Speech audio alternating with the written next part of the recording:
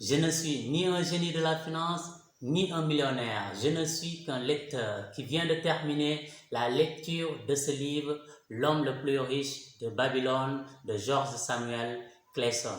Et vu l'importance et la richesse du contenu de ce livre, je ne pouvais pas ne pas partager avec vous ces quelques conseils.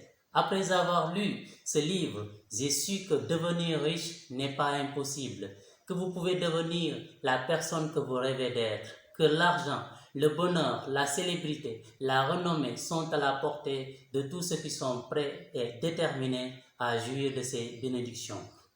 Le but de ce livre est d'offrir à ceux qui ambitionnent un succès financier une vue qui les aidera à obtenir de l'argent, à le garder et à le fructifier. Mais pour y parvenir, l'application d'un plan précis à suivre avec persévérance et de rigueur. Et dans ce livre, George Samuel Clayson nous propose 7 étapes à suivre pour devenir riche. Mais pour éviter que la vidéo ne tourne en longueur, je vais me limiter à vous présenter 4 étapes les plus importantes de ce livre.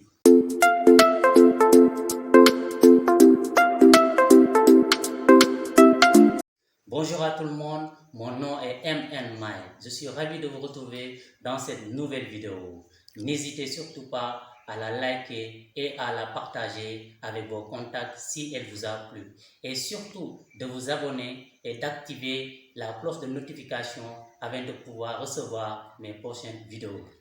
Ici, sur cette chaîne, vous aurez une voire 2 vidéos par mois. Une manière pour moi de contribuer à rendre ce monde meilleur et également de vous permettre de découvrir la meilleure version de vous-même. Première étape à suivre pour devenir riche. Recommencer à remplir sa bourse. C'est l'une des plus grandes leçons de ce livre. Il s'agit de quoi? Il s'agit de faire de vous la première personne à payer après avoir reçu votre argent. Donc, vous devrez vous payer 10%. Même si vous avez des charges aussi lourdes que celles du bûcheron de Jean de La Fontaine, vous devrez vous efforcer à épargner 10% de vos revenus. Les gens riches savent de quoi parle ce livre, car ils ne manquent jamais de respecter ce principe.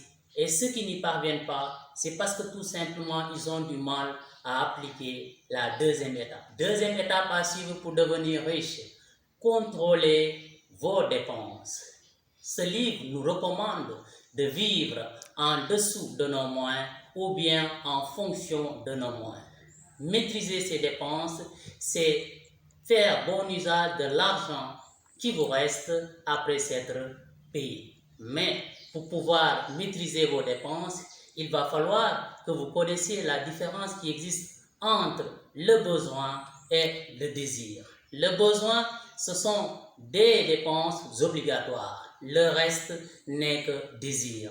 Même si vous avez une augmentation de salaire, faites comme si cette augmentation n'a jamais eu lieu. Et dans ce sens, Fatou Diom nous disait, qui sait limiter ses besoins est plus heureux que celui qui court après les moyens pour satisfaire ses désirs. Donc, vous devrez tout simplement contrôler vos dépenses afin de pouvoir accumuler beaucoup plus rapidement de la richesse. Troisième étape à suivre pour devenir riche. Fructifier votre argent. Il s'agit de quoi? Il s'agit de faire travailler votre argent pour vous. En quoi faisant? En l'investissant dans d'autres projets. Mais avant d'investir votre argent, vous devrez maîtriser le domaine dans lequel vous voulez l'investir. Le salaire seul ne peut pas faire connaître la richesse. Quatrième et dernière étape à suivre pour devenir riche. Protégez votre argent de la perte. Dans ce livre, on nous recommande de surveiller avec fermeté notre argent, sinon il disparaîtra. Aujourd'hui, on peut être riche et fauché demain. Donc, il faut protéger son argent contre la perte, surtout contre la punition des risques. J'en ai parlé tout à l'heure. Je vous ai dit, avant d'investir votre argent, il faudra tout simplement maîtriser le domaine dans lequel vous voulez l'investir afin d'amoindrir les risques. Et également, évitez de prêter votre argent à n'importe qui. Il faut d'abord s'assurer que la personne que vous apprêtez à prêter votre argent est capable de vous le rembourser. Ou bien tout simplement que votre débiteur a une réputation à cet effet. Sinon, vous risquez de lui faire un présent sans pour autant le savoir. Voilà les 4 conseils que j'avais à partager avec vous. Ils sont tirés du livre de George Samuel Clayson, L'homme le plus riche de Babylone. Babylone était la ville la plus riche. Pourquoi? Parce que ses habitants savaient comment obtenir de l'argent, comment le garder et comment le fructifier. Il faut noter ceci. S'assurer un succès financier, c'est garder sa liberté.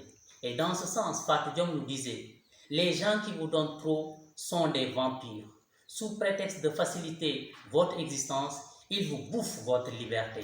La redevabilité est une paire de monotes. Donc, refuser de tendre la main, refuser de recevoir, c'est garder le pouvoir. Voilà les 4 leçons que j'avais à partager avec vous. J'espère qu'elles vous serviront. Et sur ce, je vous dis à un de ces jours, prenez soin de vous. Ciao.